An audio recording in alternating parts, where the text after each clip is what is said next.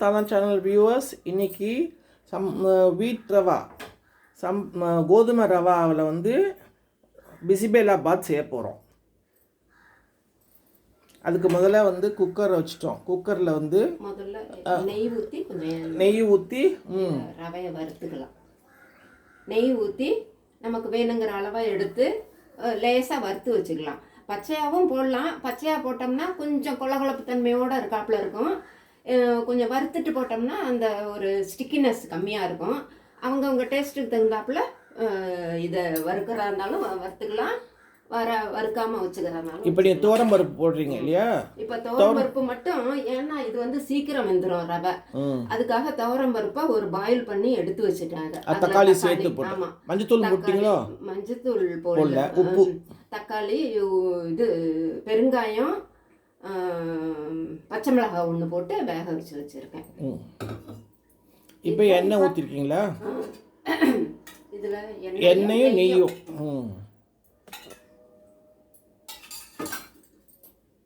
அப்புறமும் செஞ்சதுக்கு அப்புறமும் நெய் ஊற்றி சாப்பிடலாம். நான் இதுலேயும் நெய்யும் எண்ணெயும் ஊற்றி காய வச்சுருக்கேன், சுட வச்சுருக்கேன். சுட்டுருச்சு. இப்போ எதுக்கு என்ன போட்டு தாளிக்கிறீங்க? இதில் பட்டை, கிராம்பு தெரியுதுங்களா? நீங்கள் போட்டுட்டே சொல்லுங்கள்.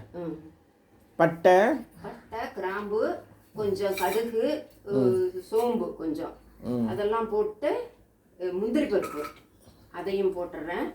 இது வெடிச்சதுக்கு அப்புறமேலு, அதாவது பொரிஞ்சதுக்கு அப்புறம் குடமிளகாய். இப்போ வந்து வெங்காயம் போடுறாங்க பாருங்க. வெங்காயம், கருவேப்பிலை, கருவேப்பிலை நல்லா முழுசாவே போடுறேன். பெருசாக இருந்ததுன்னா மட்டும் ரெண்டாக கட் பண்ணி போட்டுக்கலாம்.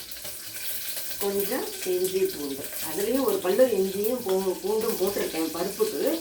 இதுலேயும் கொஞ்சமாக போட்டிருக்கேன். குடமிளகாய் இருந்தால் குடமிளகாயும் போட்டுக்கலாம்.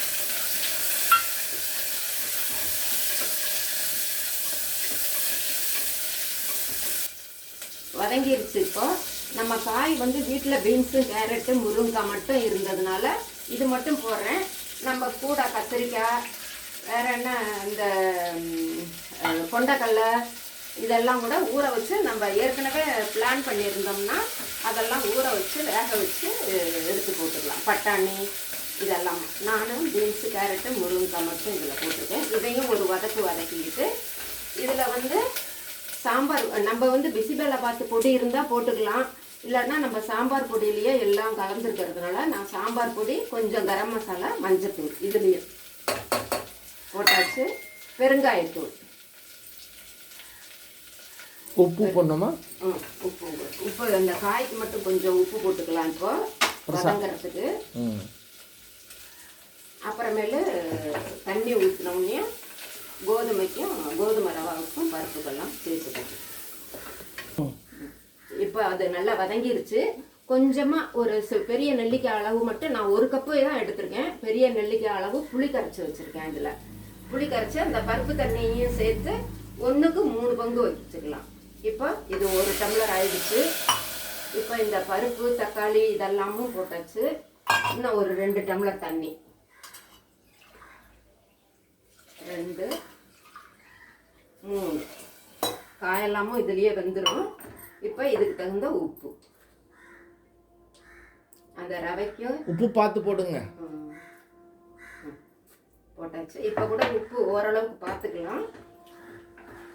இது தண்ணி கொதிச்சதுக்கப்புறம் அதை போட்டு ரவையை போட்டு மூடி வச்சிருக்கேன்.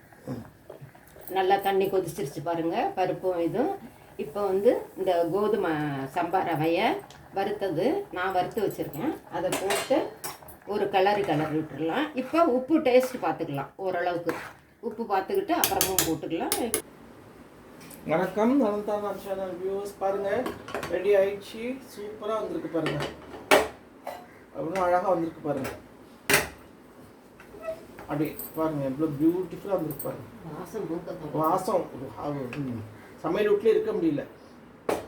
ரொம்ப கிண்டக்கூடாது, ஏன்னா முருங்கைக்காய்லாம் அப்படியே உடஞ்சிரும். இப்போ பாருங்கள் நல்லா இருக்குது முருங்கைக்காய்லாம். இங்கே பாருங்கள் சூப்பராக பாருங்கள். பிசிபேலாபாத் ரொம்ப நல்லா இருக்குது. இப்போ நம்ம நெய் ஊற்றி சாப்பிட்றப்ப நெய் ஊற்றிக்கலாம், இல்லை இப்படியும் வேணும்னா ஊற்றிக்கலாம்.